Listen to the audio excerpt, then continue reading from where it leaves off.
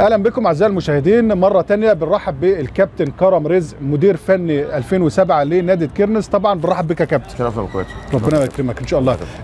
يعني ايه رايك في اليوم النهارده واللقاءات اللي احنا شفناها النهارده لاكاديميه روني واكاديميه سامبا النهارده ان شاء الله؟ هو لقاء محترم يا كابتن. الاكاديميه دول محترمين واثنين مدربين على اعلى مستوى. كابتن عبد ناصر اخويا الكبير اخويا، وكابتن عبد اسامه مدرب محترم، وكابتن عبد ناصر مدرب محترم معانا، واحنا بالشرف احنا موجودين معاهم. اكاديميات محترمه وشغاله شغل عالي وعلى اسس ودراسه وشهادات محترمه وشغاله على الاسس، يعني فمن الشرف احنا موجودين معاهم. حد لفت نظرك يا كابتن النهارده؟ في لعبه كويسه يا كابتن.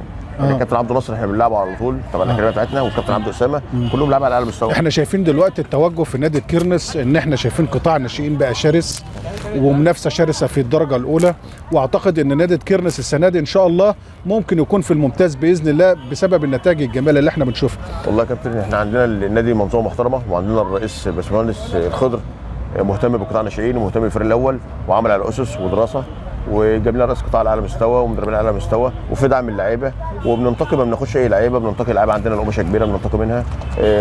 بدايه طبعا الاحترام قبل الكوره، وهناك ماشيين على اسس، عشان كده في نجاح في القطاع. تتوقع ان شاء الله ان نادي كيرنس يصعد السنه دي للممتاز باذن الله؟ ان شاء الله. احنا السنه اللي فاتت كنا نصعد بس وقف يعني على 3 بونت، حرس حدود صعد فوقنا. نعم. بامر الله السنه دي ممكن مش بعيد علينا.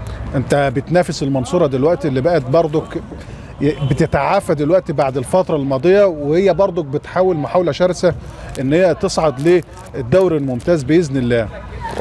تعقيبك بقى ان شاء الله على اللقاءات اليوم اللي انت شفتها في اكاديميه روني واكاديميه سامبا ان شاء الله النهارده. والله يا كابتن هو تجمع محترم ولاعيبه محترمه على اعلى مستوى والتنظيم على اعلى مستوى، ولما كابتن عبد اسامه كلمني ما ترددتش ان انا اجي، لان احنا بنتشرف في المكان ده. نعم. اتنين كانوا لعيبه كبار ومدربين اكبر ان شاء الله.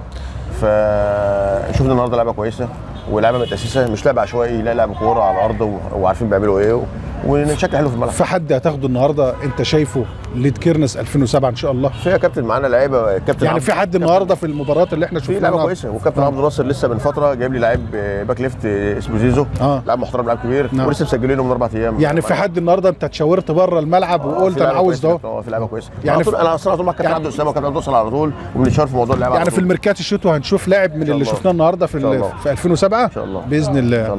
احنا بنشكرك يا كابتن كرم على هذا الحوار الشيق والممتع باذن الله. شرف لي يا كابتن. الف شكر يا كابتن. الف شكر.